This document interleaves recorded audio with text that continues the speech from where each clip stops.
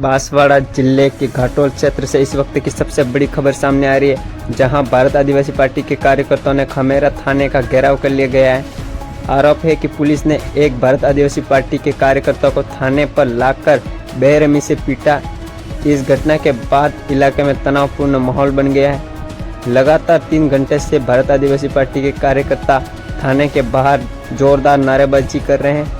मौके पर घाटोल पुलिस उपाधीक्षक पहुंचे हैं और पुलिस अधीक्षक को भी पूरी जानकारी दी गई है।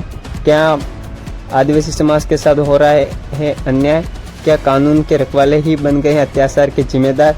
देखिए पूरा मामला इस वीडियो में अभी था कि जिस तरह से अभी भारत आदिवासी पार्टी के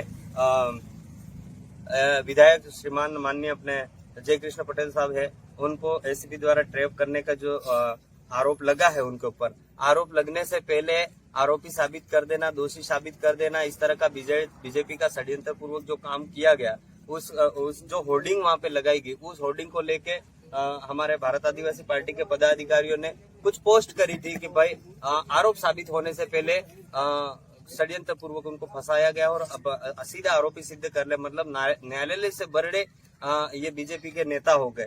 तो हमने भी ये पोस्ट करी थी कि भाई कांग्रेस में रहते हुए अपने महेंद्रजीत सिंह मालवीय जी ने क्या घोटाले करे थे, इसके बारे में लाभचंद जी पटेल पूर्व जिलाध्यक्ष जी ने एक बेकायदा लेटर लिखा था।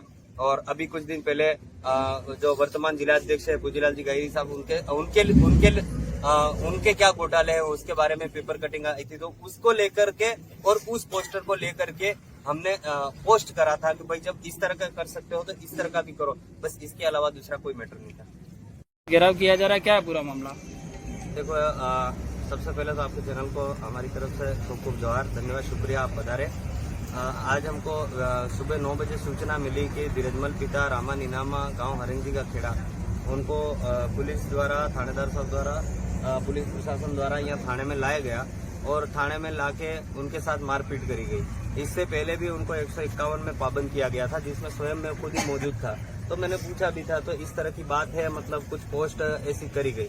फिर मैं थानेदार साहब से आज मिला थाने में, और थाने में मिलने के बाद में मैंने उनसे पूछा कि क्या कारण है। तो थानेदार साहब ने स्पष्ट कहा कि हमको ऊपर से प्रेशराइज किया जा रहा है कि इस व्यक्ति को किसी भी तरह से पाबंद करो। मैंने कहा किस लिए पाबंद कर रहे हो? तो उन्होंने ये कहा कि उन्होंने बीजेपी के खिलाफ पोस्ट डाली।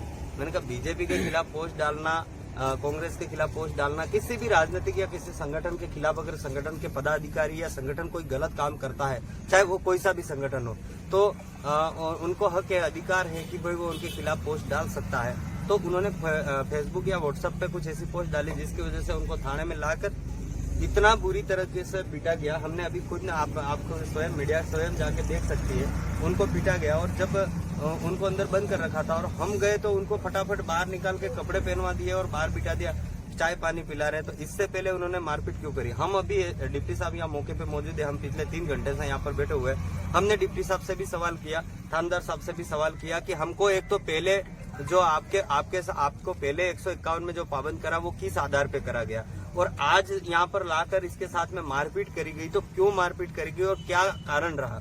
हम पिछले 3 घंटे से बैठे हुए। अभी मेरी कलेक्टर साहब से बात हुई है, कलेक्टर साहब कह रहे हैं हम बात करेंगे। अगर इस पुलिस प्रशासन के खिलाफ प्रशासनिक कार्रवाई नहीं होती है तो हम यहाँ पर बहुत बड़ा जन आंदोलन करेंगे। और जो पुलिस द्वारा गलत तरीके से उनके साथ में अभद्र व्यवहार और मारपीट की गई है, तो मैं निवेदन करना चाहूंगा यहाँ की प्रशासन के एसपी साहब से, कलेक्टर साहब से, जो भी प्रशासनिक बड़े लेवल के अधिकारी है, डिप्टी साहब से निवेदन करना चाहूंगा कि जो थानेदार साहब ने गलत किया है इनके खिलाफ कार्रवाई की जाए, और कार्रवाई नहीं होने पर हम बहुत बड़ा जन आंदोलन करेंगे।